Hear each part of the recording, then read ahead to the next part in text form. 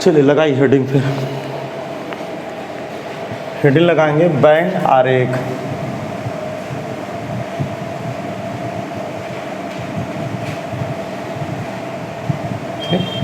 Heading लगाएंगे band आरेख।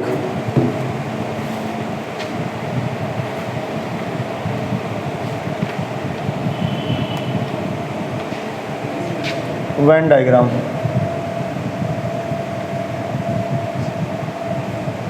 English पढ़ते हैं Venn diagram. Venn diagram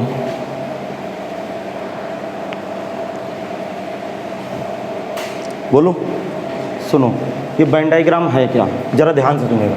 Venn diagram में 3 आकृतियों का प्रयोग लाना है, एक आयत का, दूसरा वृत्त का, तीसरा बिंदु का। अर्थात ज्यामितीय आकृतियों में जरा दिमाग लगाइए, थोड़ा सा सुनिएगा।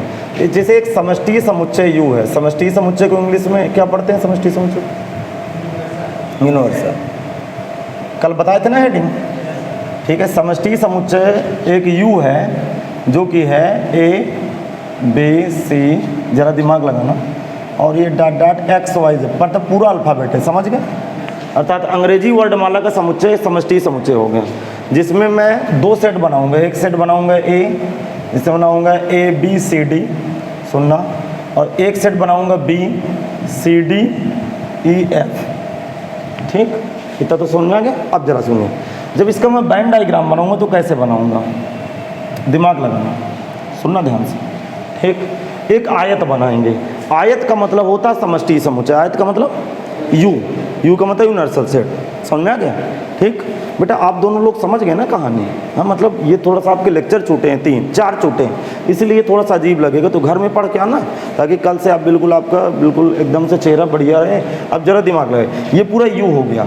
अब मुझे बताइए कि क्या A और B में कुछ अवयव मिल रहे हैं कि नहीं मिल रहे हैं? कौन कौन मिल रहे हैं? C और D दोनों में लिखें। यदि दोनों के कुछ अवयव मिल रहे हो, कुछ सदस्य मिल रहे हो, तो उनको सर्किल को काट देना, मतलब 2 वृत्त बनाना है, दोनों वृत्तों को काट देना है, नहीं समझ में। यदि कुछ इसके मिल रहे हो कुछ सदस्य, तो इन दोनों को काटना है वृत्तों को, अथवा इनको दूर दूर बनाना। मैं दोनों उदाहरण देता हूँ, ये कैपिटल A है, कैपिटल B है। अब बात समझना, इन दोनों में जितने मिल रहे हैं, कौन कौन मिल रहे हैं? C और D। तो इसका मतलब ये एरिया जो है, ये वाला जो एरिया है, जो वाला भाग है, वो A का भी है, B का भी, दोनों का भाग है ना ये। इसका मतलब यहाँ पे C स्थित है और क्या स्थित है? D। नहीं ऐसा नहीं, इसका मतलब C और D इसके ऊपर स्थित होंगे, C और D। इसका मतलब कि समष्टि समुच्चय को आयत से दर्शाते हैं, तथा उनके समष्टि समुच्चय के जो उप समुच्चय होते हैं उनसे वृत्त को दर्शाते हैं, तथा अवयवों को बिंदु से दर्शाते हैं। मतलब 3 आकृति प्रयोग में लाना है वेन डायग्राम में।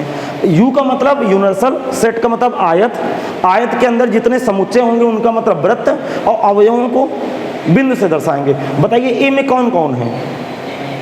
A में ABCD है, तो CD दर्शा दी है। कौन कौन बचे? अरे कौन कौन बचा? A बचा, और आप इतना बड़ा वृत्त है, आप कहीं भी दर्शा दीजिए B को, नहीं समझ में आया। अब B में कौन कौन बचे? तो यहाँ E दर्शा दूँ, समझ में आ गया। यहाँ F दर्शा दूँ, बाकी कहाँ गए? बाकी सब आयत में हैं, नहीं आए समझ में। ये पूरा U कहाँ में है? आयत में। क्या A का भाग U में नहीं घुसा? अरे U के अंदर है कि नहीं? B का भाग U में नहीं घुसा, समझ में आ गया। तो एक एग्जाम्पल ये हो गया। अच्छा दूसरा एग्जाम्पल लगाता हूँ। दूसरा एग्जाम्पल समझना है, एक समष्टि समुच्चय है, 1 से लेकर सपोज 10 तक की गिनती है। अब जरा दिमाग लगाना, A दिए है मुझे 1 3 5, सुनना, और B दिए है 2 4 6। तो इसका मतलब क्या होता है? इसका मतलब होता है, ये मतलब विसंगीत समुच्चय है, डिसजॉइंट है। डिसजॉइंट का मतलब A और B का कोई भी अवयव कॉमन नहीं है। A और B का कोई भी अवयव कॉमन नहीं है। आपको समझ में नहीं आ रही मेरी बात? कोई भी अवयव कॉमन नहीं है, अर्थात इसको दूर दूर बनाऊंगा। तो जब दूर दूर बना हो तो समझ जाना कि दोनों सेट का कोई भी सदस्य एक दूसरे से नहीं मिल रहा है, मैच नहीं कर रहा है। तो ये चिढ़ा रहे हैं दूर दूर, देखो मुझे, देखो कार्टून की तरह, देखो नहीं समझ में आया। अर्थात ये U हो गया, ये क्या है? A, और ये B। समझ में नहीं आया? इसका मतलब वेन डायग्राम में तीन आकृतियां यूज होंगी, एक आयत, दूसरा वृत्त, नहीं आओ समझ, तीसरा बिंदु। आयत का मतलब समष्टि समुच्चय, वृत्त का मतलब समष्टि समुच्चय के जो उप समुच्चय हैं, अब बिंदुओं का मतलब उनके अवयव या सदस्य। इनके कितने अवयव हैं? अरे एक ही अवयव 3, कौन कौन? हाँ, तो इनको बिंदुओं में दर्शाऊंगा, 1 3 5, कहीं दर्शा दीजिए इसके क्षेत्र में, इसके क्षेत्रफल में कहीं दर्शा दो। आगे बेटा समझ में। अब देखो इसको दर्शा रहा हूँ, जरा समझना। इसमें क्या दर्शाऊँ? 2 4 बाकी की गिनती कहाँ चली जाएंगी, आयत की तरफ चले जाएंगे। नहीं समझ में आया? एक एग्जाम्पल ये हो गया, एक एग्जाम्पल ये हो गया, एक तीसरा एग्जाम्पल यहाँ दे दूँ चुपचाप, जरा समझना। एग्जाम्पल नंबर 3 समझना। u बराबर लिखा हुआ है 1 2 3 डॉट डॉट 10 तक की गिनती है। अब a बराबर है, जरा सुनना, a बराबर है 1 2 3, ठीक। अब b बराबर है 1 2 3 4 5। अब सुनना, देखो दिमाग लगाना। इसका मतलब सबसे पहले आयत बनाएंगे, क्लियर है? सबसे पहले क्या बनाएंगे? आयत। ए के सारे अवयव बी में है, तो ए उचित उप समुच्चय है बी का। ए के पूरे सदस्य किसके अंदर घुसे हैं? बी के। बड़ा कौन है? बड़ा कौन है? इसका मतलब इस तरह के चित्र में बी के अंदर ए को बनाऊंगा। अभी आपको समझ में नहीं आया, सुनो, क्योंकि ए के सारे सदस्य किसमें घुसे हैं? बी के। और ए बी किसमें घुसा है? यू में, अर्थात सबसे बड़ा बाप यू है। बोलो। और ए का पूरा मटेरियल बी के अंदर घुसा है। नहीं समझ में आया? इसके अंदर बना देंगे। यदि कुछ थोड़ा बहुत मिल रहा है तो एक दूसरे को काटेंगे, यदि नहीं मिल रहा है तो दूर दूर बनाएंगे, और एक समुच्चय दूसरे समुच्चय के अंदर चला गया हो तो अंदर बनाएंगे।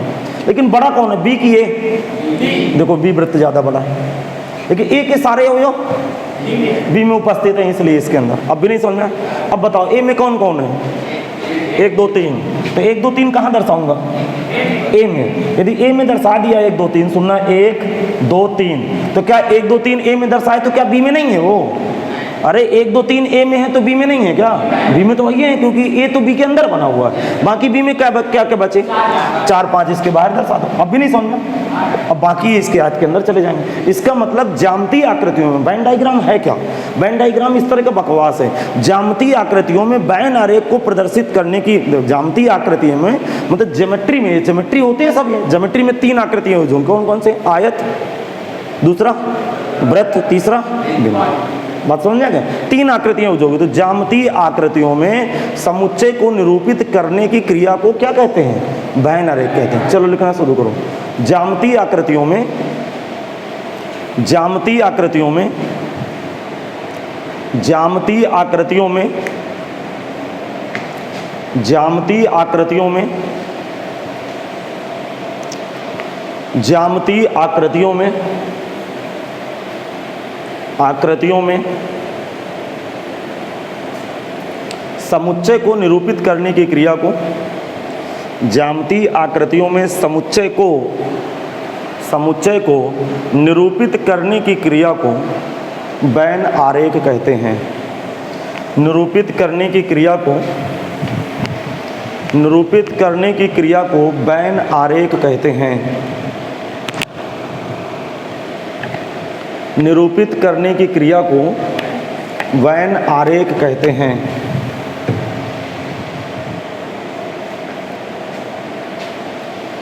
आगे सुन, फिर एक लाइन छोड़ के लिखो किनारे से, सब लोग वो लाइन छोड़ के किनारे से लिखना। लिखेंगे वेन आरेख में समष्टि समुच्चय U को आयत द्वारा व्यक्त करते हैं। बोलो। वेन आरेख कैपिटल U को, वेन आरेख में समष्टि समुच्चय कैपिटल U को, वेन आरेख में समष्टि समुच्चय कैपिटल U को आयत द्वारा व्यक्त करते हैं। आयत द्वारा व्यक्त करते हैं, आयत द्वारा व्यक्त करते हैं। तथा U के उप समुच्चयों को, तथा U के उप समुच्चयों को, तथा U के उप समुच्चयों को, तथा U के उप समुच्चयों को वृत्त द्वारा व्यक्त करते हैं। वृत्त द्वारा व्यक्त करते हैं। वृत्त सर्किल, वृत्त द्वारा व्यक्त करते हैं।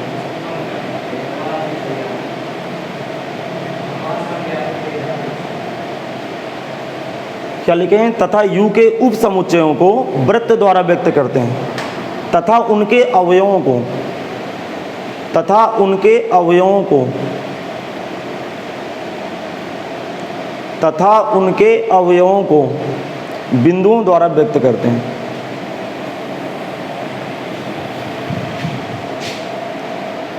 तथा उनके अवयवों को बिंदुओं द्वारा व्यक्त करते हैं, तथा उनके अवयवों को बिंदुओं द्वारा व्यक्त करते हैं।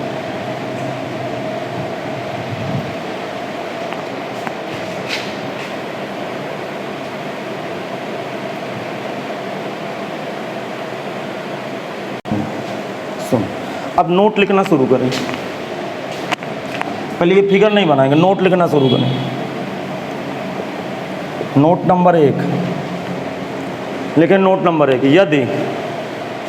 यदि समुच्चय A तथा B के कुछ अवयव उभयनिष्ठ हों, यदि समुच्चय A तथा B के, यदि समुच्चय A तथा B के कुछ अवयव उभयनिष्ठ हों, कुछ अवयव उभयनिष्ठ हों, तो वृत्त A और B को काट देते हैं।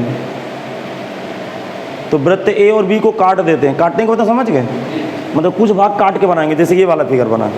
तो वृत्त A और B को काट देते हैं।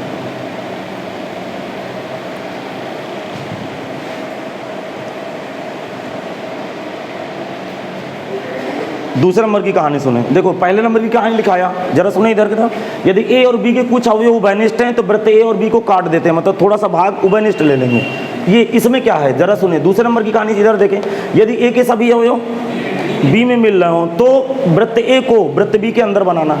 दूसरी बात लिखो, यदि A के सभी अवयव B में मिल रहे हो, यदि A के सभी अवयव B में मिल रहे हो, यदि A के सभी अवयव B में मिल रहे हो, यदि A के सभी अवयव, यदि A के सभी अवयव B में मिल रहे हो, यदि A के सभी अवयव B में मिल रहे हो, तो वृत्त A को वृत्त B के अंदर बनाना है। तो वृत्त A को वृत्त B के अंदर बनाना है। तो वृत्त A को, तो वृत्त A को वृत्त B के अंदर बनाना है।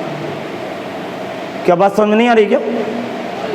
अच्छा तीसरी बात सुनो जरा, देखो ये तीसरी बात का मतलब, यदि वृत्त A तथा B का कोई भी अवयव उभयनिष्ठ ना हो तो दोनों वृत्तों को दूर दूर बनाना। लेकिन एक बेसिक कांसेप्ट पकड़ना, वृत्तों को हमेशा आयत के अंदर बनाना। ये बात मैं पहले लिखा चुका हूँ। लिखे तीसरे नंबर में, यदि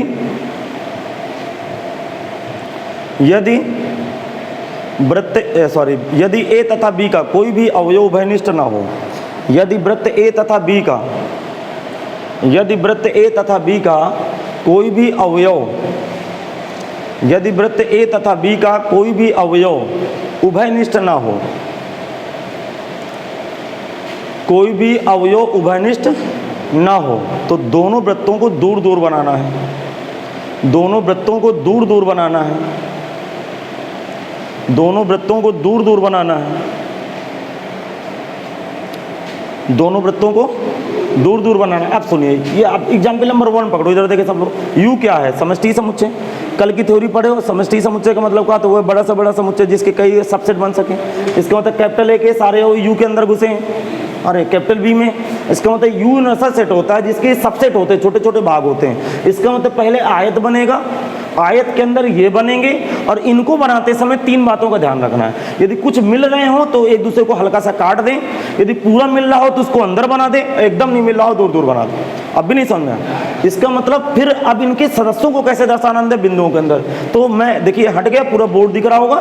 तीनों एग्जाम्पल आप कॉपी करें। एग्जाम्पल नंबर 1 है ये एग्जाम्पल नंबर 1 है, ये एग्जाम्पल नंबर 2 है, एग्जाम्पल नंबर 3। तीनों कॉपी करें सब लोग जल्दी जल्दी।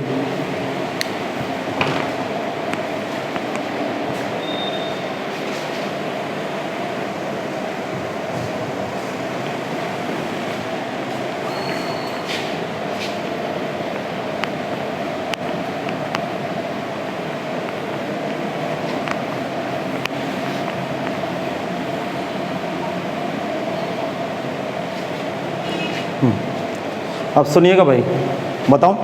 देखो यूनियन का मतलब होता है चीज़ों को जोड़ना। नहीं समझे आप? अरे आप नहीं सुनते कि यूनियन है, हम यूनियन बना लें, एक यूनियन बना लें। यूनियन क्या होता है? संगठन। मतलब 2 सेट क्या होते हैं? एक संगठन होता है, तो 2 अलग अलग संगठनों को एक साथ जोड़ देना। अब ये कैसे होता है जरा देखिए, मैं एग्जाम्पल से आपको समझाता हूँ, आप लिखना नहीं भाई, हेडिंग लिख लीजिएगा। सब लोग ऑनलाइन वाले बच्चे जो पढ़ रहे हैं वो अभी लिखेंगे नहीं, मैं एग्जाम्पल दे रहा हूँ, अभी लिखना नहीं भाई। कैपिटल A बराबर एक सेट है XY जेड ए लिख दिया थोड़ी देर के लिए, और कैपिटल बी बराबर एक सेट है Z A B C D E. बात समझ में आ गई। अब मैं ए तथा, जरा ध्यान सुनना, ए तथा बी का संघ या सम्मिलन समुच्चय भरूंगा। ए तथा बी का संघ या सम्मिलन समुच्चय भरूंगा। इसको हम ए और इस तरह के यू लिखते हैं, ये यू नहीं है यूनियन पढ़ा जाएगा। क्या पढ़ेंगे? A union B. क्या पढ़ेंगे? A union B. A union B का मतलब क्या होता है? पहले सेट ए को भर देंगे, एक्स वाई जेड ए। बात समझना। फिर क्या है? Z A B C D E. समझ गए? अब यूनियन का मतलब होता है एक साथ दोनों को भर देना। बात समझ गए? यूनियन का मतलब दोनों सेटों को सम्मिलित कर लेना, अरे सम्मिलन कर देना। सम्मिलन का मतलब जोड़ देना दोनों को एक साथ। अब भी नहीं समझ में आया? अब जरा समझिए, जब दोनों को एक साथ भरूंगा, जरा खोपड़ी लगाना, जब दोनों को एक साथ भरूंगा तो एक्स वाई भर गया। अरे बोलो, इसका मतलब ए यूनियन बी का मतलब क्या होता है? एक समुच्चय में ए को भी भरूंगा, अरे एक ही सेट में ए को भी भरूंगा, बी को भरूंगा, एक ही सेट में दोनों को भर दूंगा। नहीं आया क्या समझ में आपको? मतलब सेट, इस सेट में इसको भी भर दूंगा, इसको भी भर दूंगा। यूनियन का मतलब होता है यहाँ यूनियन लगाना। ये देख रहे थे क्या? अच्छा, यहाँ यूनियन लगाएंगे तो दोनों एक साथ भरूंगा तो क्या आ गया? X Y Z A, X Y Z A. ये वाला भर गया क्या? लेकिन क्या जेड ए दोबारा भरूंगा? नहीं, दोबारा नहीं भरेंगे। सेट में कोई एलिमेंट रिपीट नहीं होता, जबकि क्रम कुछ भी हो सकता है कि जेड ए इसमें भर गया, इसलिए दोबारा नहीं भरूंगा। अब क्या भरूंगा? बी सी डी ई। अब भी आपकी खोपड़ी नहीं खुली अभी। देखो मैं कहानी सुनाऊं तो खोपड़ी खुली। आ गया होगा समझ? नहीं आया समझ? आ गया। अच्छा, जैसे एक डिसजॉइंट का उदाहरण ले लेता हूँ। कैपिटल ए बराबर है, सुनना, X Y Z. Capital B बराबर ए बी सी। अब इसका ए यूनियन बी भर रहा हूँ। Now A union B. कुछ नहीं करना बेटा, एक सेट बनाना है, ए को भी भर देना है और बी को भी भर देना। अब भी नहीं समझ में आया? लेकिन ए और बी के यदि कुछ अवयव कॉमन हो जो दोनों में लिखे हों, उनको यूनियन में एक बार भरेंगे, क्योंकि दोबारा नहीं भरेंगे। अब जरा दिमाग लगाना, थोड़ा सा बुद्धि लगाना। यूनियन का मतलब होता है कि दो सेटों को एक साथ जोड़ देना। जैसे दो गांव हैं, दो शहर हैं, कैपिटल ए कैपिटल बी, और एक जगह दोनों को बुलाया गया कि आज शहर कैपिटल ए और शहर कैपिटल बी के सारे व्यक्ति इस मैदान में उपस्थित रहेंगे। एक कोई सांसद जी आ रहे हैं जिनको संबोधित करना है, या कोई पुरस्कार वितरण करना है इन शहरों के व्यक्तियों को। अब भी नहीं समझ में आया? तो जरा दिमाग लगाइए, ये जेड और ए दो ऐसे व्यक्ति हैं जो शहर ए में भी रहते हैं और बी में भी रहते हैं। तो जिस दिन ये दोनों शहर ए और शहर बी के व्यक्ति एक जगह इकट्ठा होंगे तो जेड और ए एक ही बार तो इकट्ठा होंगे कि दो बार इकट्ठा होंगे? एक बार इकट्ठा होंगे। अब भी आपको खोपड़ी समझ में नहीं आया? क्योंकि इसके भूत लगेंगे क्या? एक ही बार तो आएंगे यूनियन में। अब भी आपको समझ में नहीं आया? आगे समझ में? इसका मतलब क्या होता है? यूनियन का मतलब क्या होता है कि दोनों बातों को एक साथ जोड़ देना। अब जरा दिमाग लगाइए। अब जैसे हमें फील क्या आई, इसकी स्टैंडर्ड डिफिनेशन क्या है, जरा ध्यान से सुनना मैं क्या बोल रहा हूँ। ठीक, ए यूनियन बी में क्या लिखा है? एक्स। इसका मतलब कि एक्स बिलोंग कर रहा है किसको? अरे एक्स बिलोंग कर रहा है ए यूनियन बी को। मतलब ए यूनियन बी में एक्स आया है, इसका मतलब इंप्लाइज दैट एक्स ए का होगा या बी का होगा। अब भी तुम्हें समझ में नहीं आया? आगे सब आएगा समझ में, आगे सब। देखो जरा दिमाग लगाओ, हमने क्या कहा? एक कॉमन बात बोली, ध्यान से सुनना, कि दो शहर के व्यक्ति आज आएंगे। कौन कौन? ए और बी के। तो ए और बी के जो बैठे हैं व्यक्ति मैदान में या हाल में, एक व्यक्ति का नाम है एक्स। तो मुझे कॉमन बात पता है कि दो शहर के व्यक्ति आए हैं, ए के आए हैं, और तो एक्स कहाँ का होगा? ए का होगा या? अरे किसी एक का तो होगा, तभी तो यूनियन में घुस गया। नहीं, यूनियन में कहाँ से आ गया? अब भी आपको समझ में नहीं आया? बोलो, आ गया समझ में? इसका मतलब ये कहानी क्या है कि यदि कोई अवयव यूनियन के अंदर भरा है तो वो अवयव ए का होगा या किसी एक में जरूर लिखा होगा। नहीं समझ में आया? बोलिए, या फिर ए में लिखा होगा या फिर दोनों में लिखा होगा, क्योंकि यूनियन में तभी आ सकता है। बात समझ में आ गया?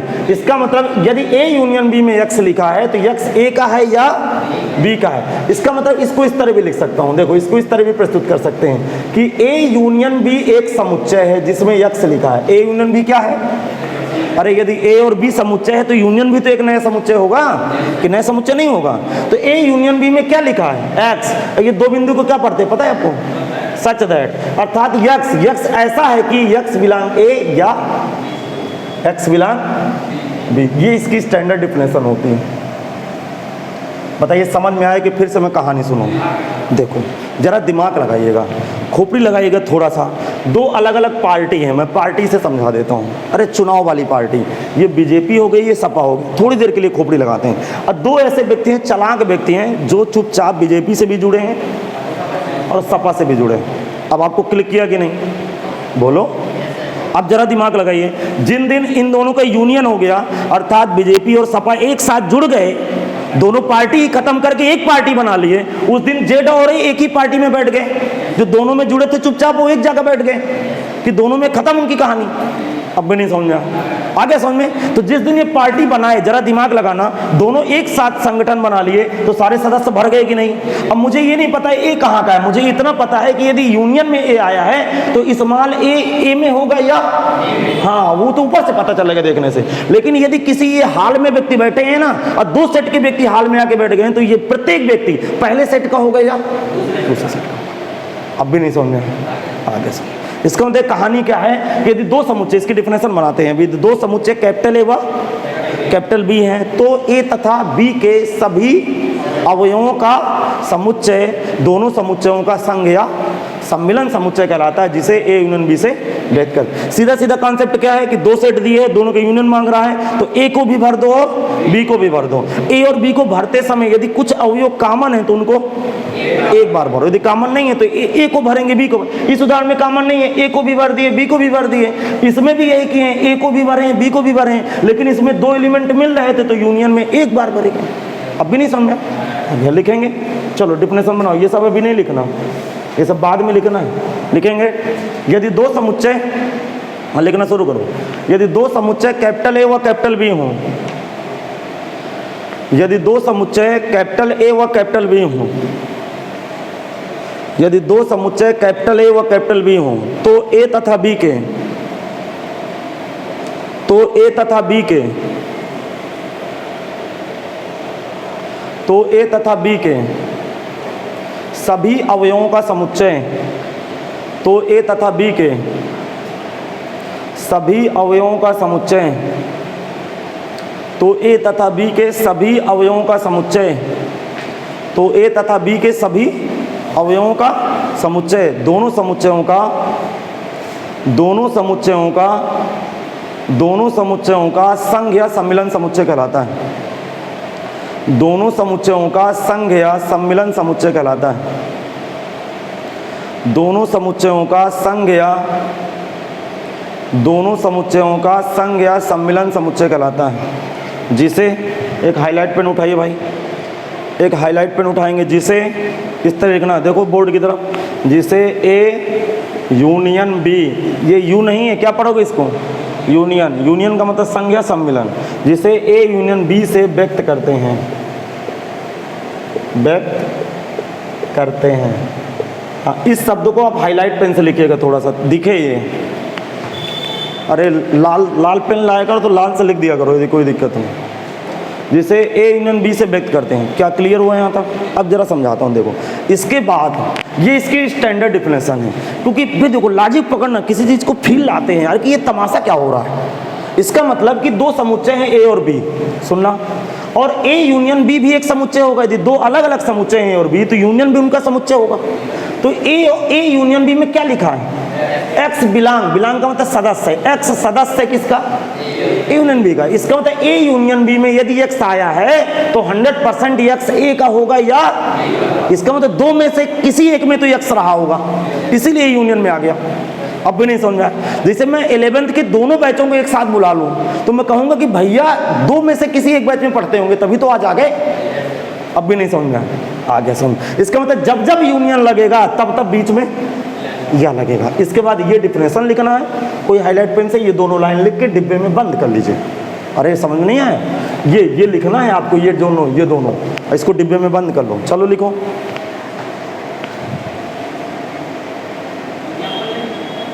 पहले अभी एग्जाम्पल नहीं लिखना, पहले ये कॉपी करना है। इसकी डिफिनेशन तो लिखोगे पहले, अभी एग्जाम्पल नहीं लिखना, पहले इसको लिखना, क्योंकि ये तभी तो नोट समझ में आएगी कि इसकी डिफिनेशन क्या होती है।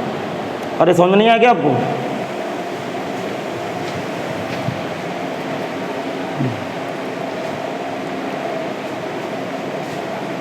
देखो एक बार थोड़ा सा रुक जाइए, 1 मिनट। देखो लिखना कैसे है, पहले ये इसको लिखोगे, पहले जरा देख लें सब लोग।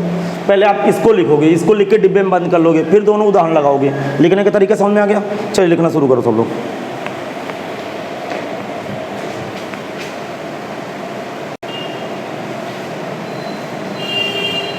हाँ, सबसे पहले आप इसको कॉपी करिए, इसके बाद एग्जाम्पल नंबर 1, एग्जाम्पल नंबर 2 दोनों को कॉपी करें। ये ना लिखेगा, ये लिख चुके हैं आप।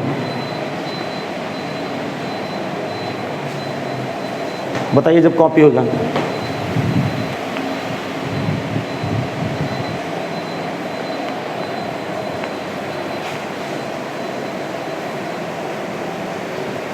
अब देखो, अब हम लोग रीमार्क्स लिखेंगे, ठीक?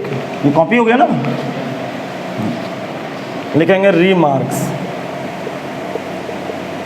रीमार्क्स मतलब टिप्पणी, नंबर 1। ए यूनियन बी का मतलब क्या होता है, जरा बताओ। ए यूनियन बी का मतलब क्या होता है? ए तथा बी के सभी अवयवों का समुच्चय। ए तथा बी के सभी अवयवों का समुच्चय। क्या ये समझ में नहीं है? अच्छा, दूसरे नंबर में क्या लिखेंगे, जरा ध्यान से सुनिएगा। देखो इधर सुनना, यदि ए तथा बी के कुछ अवयव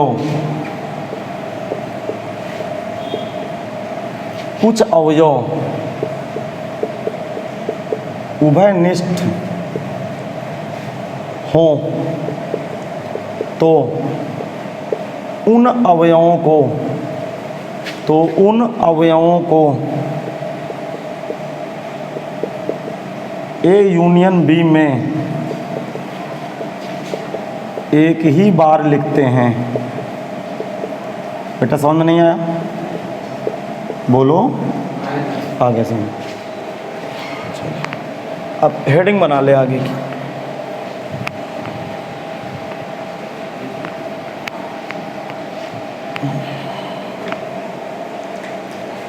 क्या लिखें? यदि ए और बी के कुछ अवयव उभयनिष्ठ, उभयनिष्ठ का मतलब दोनों में मिलत हों, समझा क्या? तो उनको ए यूनियन बी में एक ही बार लिखेंगे, बार बार नहीं लिखेंगे भाई, एक ही बार लिखेंगे। इतना तो क्लियर है ना? अब सुनिएगा थोड़ा ध्यान से। देखो अब हेडिंग बनाएगा, ए यूनियन बी को वैन आरेख द्वारा व्यक्त करें। वैन आरेख द्वारा व्यक्त कीजिए। लगाइए अगले हेडिंग। अब देखो कैसे व्यक्त करेंगे। हेडिंग लगाना है, ए यूनियन बी को वैन आरेख द्वारा व्यक्त करें या व्यक्त कीजिए। ये क्या है देखिए जरा,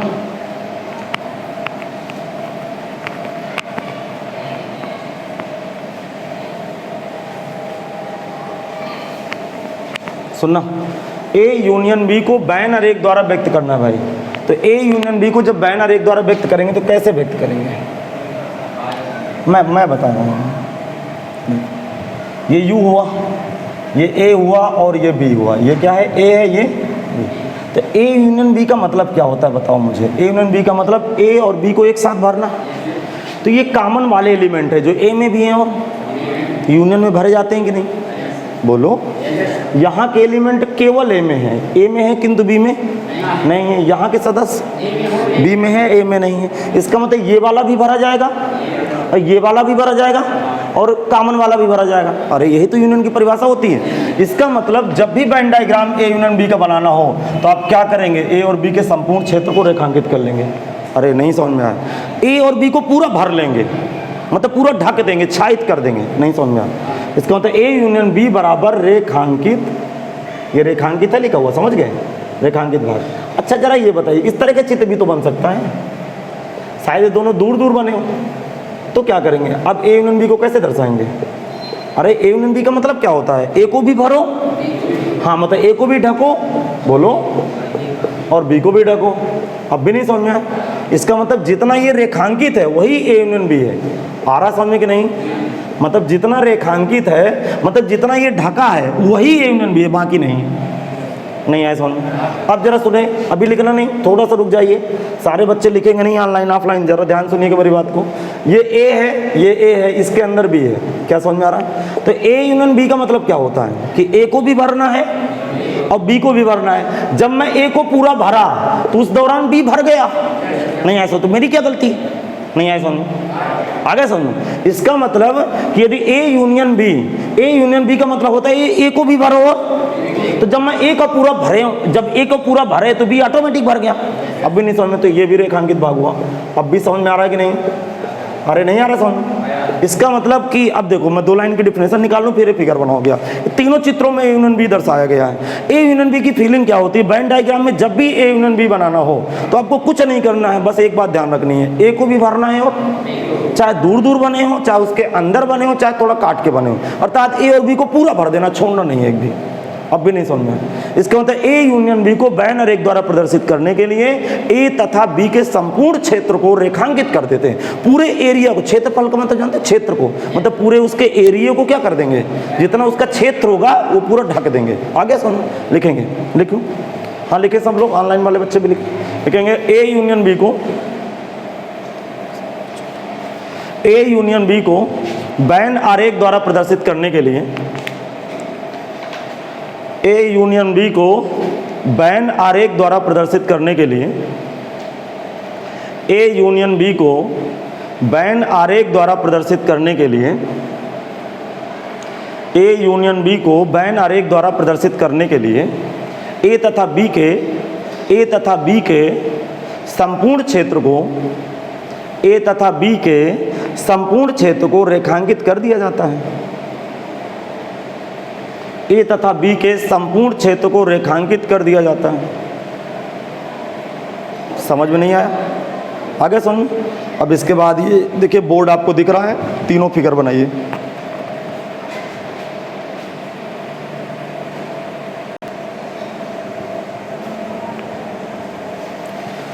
चलिए भाई, अगली हेडिंग लगाएं सब लोग। 2 समुच्चयों का प्रतिच्छेद या सर्वनिष्ठ। इसका मतलब है क्या? देखिए, इंटरसेक्शन आप 2 सेट लिखो। अभी आप फिर नहीं लिखेंगे, फिर मैं ढेर सारे एग्जाम्पल निकालूंगा और एग्जाम्पल निकाल के आपके सामने बातें प्रस्तुत करूंगा। देखना, एग्जाम्पल नंबर 1 समझना भाई, हाँ लिखना नहीं भाई। एग्जाम्पल नंबर 1 समझेंगे। एक्स वाई जेड लिखा हुआ है और यहाँ बी बराबर लिखा हुआ है, जरा सुनना, जेड ए बी सी। तो जिस दिन मैं ए तथा बी का, सुनना, ए तथा बी का प्रतिच्छेद या सर्वनिष्ठ समुच्चय लिखूंगा,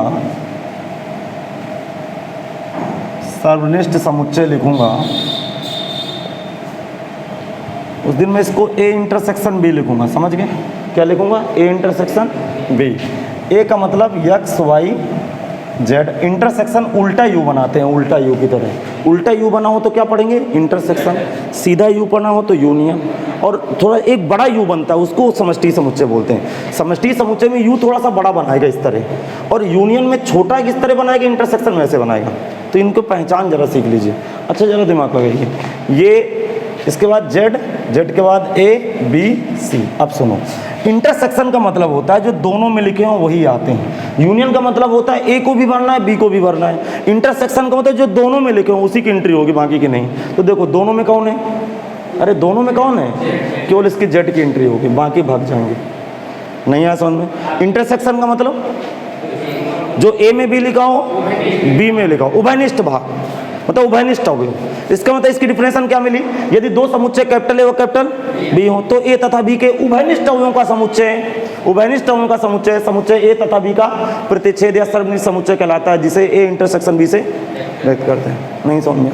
फिर सुनो, यदि 2 समुच्चय कैपिटल ए व कैपिटल बी हैं तब ए तथा बी के उभयनिष्ठ अवयवों का समुच्चय दोनों समुच्चयों का प्रतिच्छेद या सर्वनिष्ठ समुच्चय कहलाता है, जिसे ए इंटरसेक्शन बी से व्यक्त करते हैं। थोड़ा सा लिख लीजिए 2 लाइन, फिर धीरे धीरे आगे बढ़ाते हैं गाड़ी।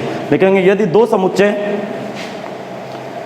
समुच्चय कैपिटल ए व कैपिटल बी हैं, यदि दो समुच्चय कैपिटल ए व कैपिटल बी हैं,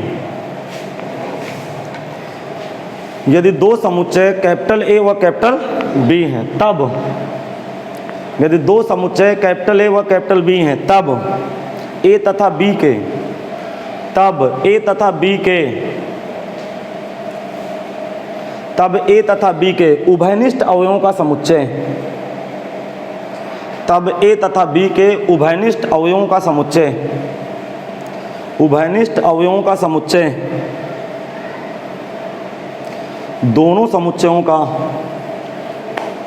तब ए तथा बी के उभयनिष्ठ अवयवों का समुच्चय, उभयनिष्ठ अवयवों का समुच्चय दोनों समुच्चयों का प्रतिच्छेद या सर्वनिष्ठ समुच्चय कहलाता है। प्रतिच्छेद या सर्वनिष्ठ समुच्चय कहलाता है।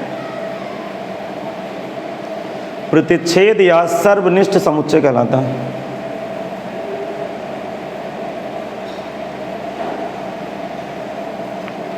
ठीक, अब देखो, अभी एग्जाम्पल नहीं लिखेंगे आप, जिसे ए इंटरसेक्शन बी से व्यक्त करते हैं, हाईलाइट पेन से लिखिएगा, जिसे ए इंटरसेक्शन बी से व्यक्त करते हैं, इस तरह लिखना है, ए इंटरसेक्शन बी से व्यक्त करते हैं, जिसे ए इंटरसेक्शन बी से व्यक्त करते हैं। ये बात भी लिख गए, अरे ये भी लिख गया, चलिए आगे बढ़ाते हैं। कंप्लीट, हटाओ इसको। अब सुनो, जरा दिमाग लगाइए। जेड बिलोंग करता है ए इंटरसेक्शन बी को, जेड सदस्य किसका, ए इंटरसेक्शन बी का। इसका मतलब ए इंटरसेक्शन बी के जितने सदस्य होंगे वो सदस्य ए में भी होंगे, और जब मतलब और का मतलब एक ही साथ दोनों में होना चाहिए, तभी तो इंटरसेक्शन में गए। इसका मतलब कि यदि x बिलोंग कहीं ए इंटरसेक्शन बी लिखा हो तो समझने वाला समझ जाता है कि x ए में है और x बी में, अर्थात दोनों में है, तभी तो इंटरसेक्शन में गया। नहीं समझ में आया? इसका मतलब कहीं भी ए इंटरसेक्शन बी एक समुच्चय है जिसमें x लिखा हो, अर्थात ए इंटरसेक्शन बी एक समुच्चय है जिसमें x उसका एक अवयव है, तो 100% समझ जाएं कि x ए को बिलोंग करेगा और बी को बिलोंग करेगा। बेटा एक ही मतलब होता है, दोनों का लिखने का तरीका अलग अलग है। इसमें क्या लिखे कि x अवयव है किसका, ए इंटरसेक्शन बी का, इसका मतलब x ए में भी होगा। और इसमें मैंने क्या लिखा कि ए इंटरसेक्शन बी एक समुच्चय है जिसमें x लिखा है, सच दैट ऐसा है कि वो x की कहानी क्या होगी, x ए में भी होगा। और ये दोनों बातें लिख के इसको घेरे में बंद कर दीजिए। क्या समझ में नहीं आया? नहीं आया समझ? आ गया समझ? इसको भी कॉपी कर ले। नहीं आया समझ?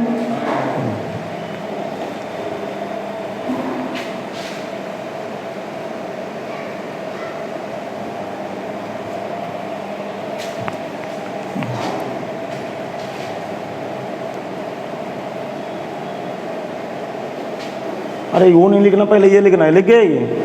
इसको लिख रहा हो पहले?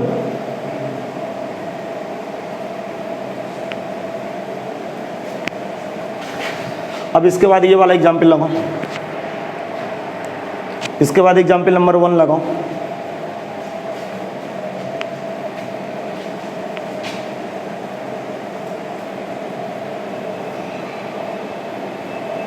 ये वाला एग्जाम्पल नंबर 1 लगाओ।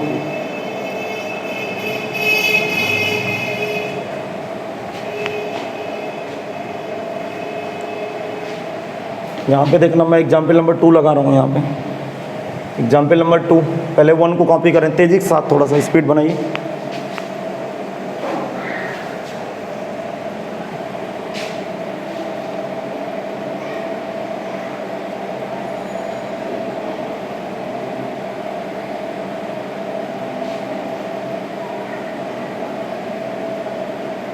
लिख गया?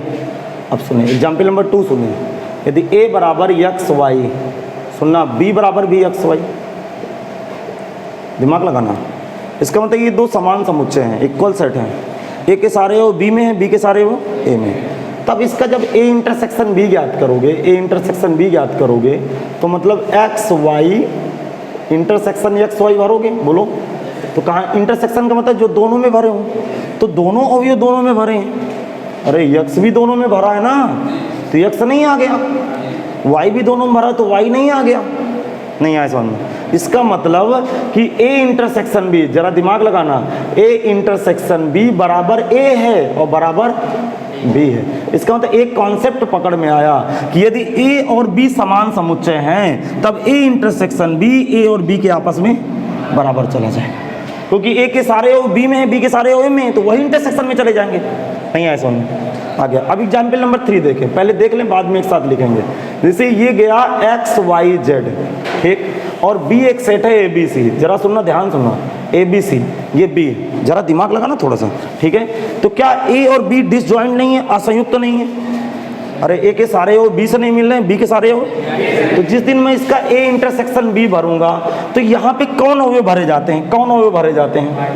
जो दोनों में हो। तो क्या दोनों में है कोई? नहीं है। तो ये इस तरह ब्रैकेट बनाएंगे या क्या लिखेंगे? फाई। फाई का मतलब अर्थात ये खाली हो गया, अर्थात कोई ऐसा समुच्चय नहीं है जिसको मैं उठा के यहाँ भर दूँ, कोई ऐसा अवयव नहीं। अब भी आपको समझ में नहीं आया। इसका मतलब यदि ए और बी असंयुक्त हैं, अलग अलग हैं, तो इनका इंटरसेक्शन खाली हो जाएगा।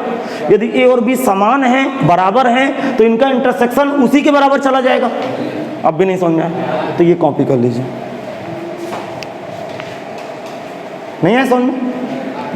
चलिए कॉपी करो।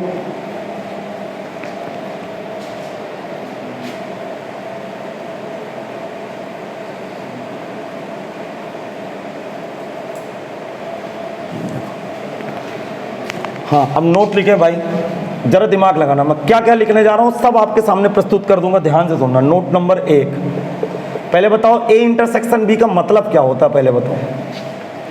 ए इंटरसेक्शन बी सबसे पहले तो एक समुच्चय होता है और उन अवयवों का समुच्चय होता है जो दोनों में लिखे होते हैं, अर्थात ए तथा बी के कॉमन लिख दो बेटा, COMMON, common element, ELEMENT, common एलिमेंटों का समुच्चय। क्लियर है बेटा? अरे बोलो दुश्मनों। देखो दूसरी बात चुपचाप सुन लो, ए इंटरसेक्शन बी का उत्तर होता है जो भी इंटरसेक्शन ए होगा। यदि ए में बी का इंटरसेक्शन करूं या बी में ए का इंटरसेक्शन करूं, दोनों उत्तर सेम देगा। नहीं आया समझ? चाहे ए में बी का इंटरसेक्शन करूं या बी में ए का इंटरसेक्शन करूं, दोनों उत्तर सेम देगा। अब जरा दिमाग लगाना, थोड़ा सा दिमाग लगाना। तीसरे नंबर की बात मैं ये बात लिखाने जा रहा हूं, यदि ए और बी आपस में समान समुच्चय हैं तब ए इंटरसेक्शन बी ए बराबर बी। यदि ए और बी समान समुच्चय हैं, लिखो भाई, लिखना शुरू करो, साथ साथ समझ में आ गया तो लिखना शुरू करो। यदि ए और बी समान समुच्चय हैं तब ए इंटरसेक्शन बी बराबर ए बराबर बी। अगले नंबर में, अच्छा ये थोड़ा सा इधर देखे सब लोग, इसकी भी फीलिंग आ गई कि नहीं? यदि ए और बी, इसको क्या बोलते हैं? डिसजॉइंट सेट, मतलब एक दूसरे से अलग हैं। यदि, हाँ तो चलो समझ में आ गया तो लिख डालो। यदि ए तथा बी डिसजॉइंट सेट हैं तब ए इंटरसेक्शन बी बराबर फाई। फाई का मतलब रिक्त समुच्चय।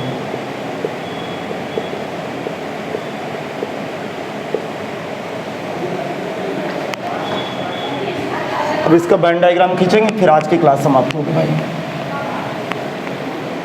अब इसका सब लोग बैंड डायग्राम खींचेंगे।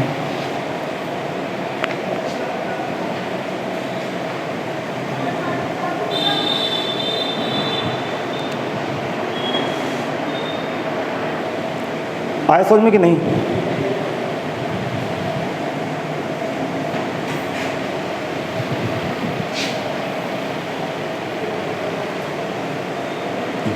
हेडिंग लगाओ, ए इंटरसेक्शन बी को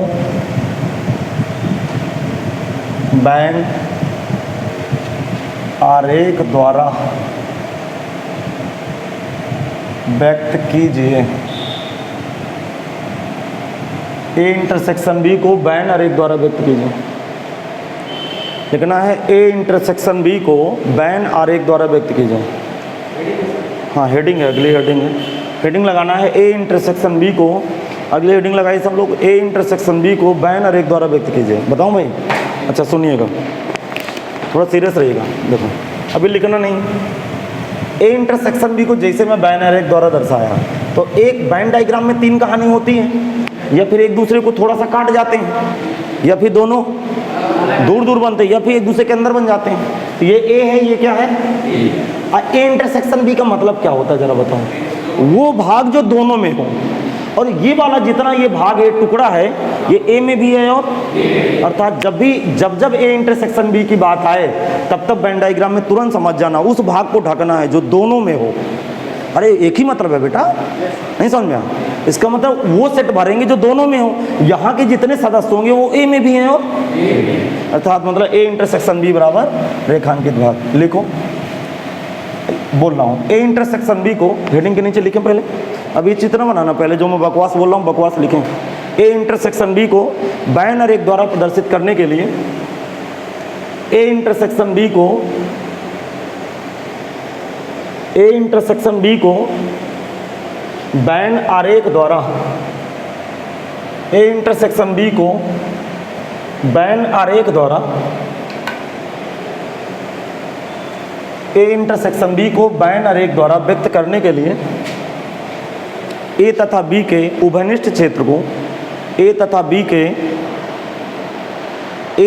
के उभयनिष्ठ क्षेत्र को रेखांकित कर देते हैं। ए तथा बी के उभयनिष्ठ क्षेत्र को रेखांकित कर देते हैं। ए तथा बी के उभयनिष्ठ क्षेत्र को रेखांकित कर देते हैं। ए तथा बी के उभयनिष्ठ क्षेत्र को रेखांकित कर देते हैं। आ रहा समझ में? अब सुनो, थोड़ा ध्यान से सुनिएगा। ये वाला चित्र समझ में आया कि नहीं आया? अच्छा, अगला चित्र समझना, अगला चित्र समझना। ठीक, ये ए है, जरा ध्यान सुनना, और ये बी है। बताइए, अब ए इंटरसेक्शन बी का मतलब कॉमन एरिया जो दोनों में हो। बताओ किसके बराबर, कहाँ कौन सा भाग ढकूँ? कौन वाला भाग ढकूँ? बी वाला। देखो अच्छा बुद्धि लगा, देखो बी वाला ढकने से बी भी है, और मतलब ये ऐसा एरिया जो ए में भी है, और नहीं समझ में आया? इसका मतलब बराबर रेखांकित भाग। अब भी नहीं बेटा समझ में आ गया? अच्छा, जरा इसको जरा दिमाग लगाओ। शायद दूर दूर बने हो तो माफ करिएगा, वेन डायग्राम बनेगा ही नहीं। क्यों नहीं बनेगा? क्योंकि ए इंटरसेक्शन बी बराबर क्या आएगा? 5। अरे रिक्त है, कोई भाग ही नहीं है जो दोनों में मिल रहा हो, तो रेखांकित क्या होगा? इसका मतलब रिक्त समुच्चय। नहीं समझ में आया? बना लो, ठीक है बेटा। समझ में आया कि नहीं आया? आ गया समझ। तो इस तरह वेन डायग्राम बनेगा भाई। तो आगे की क्लास मैं कल पढ़ाता हूँ, ठीक है? सब लोग कॉपी कर लीजिए। तो मिलते हैं कल अगले लेक्चर के साथ।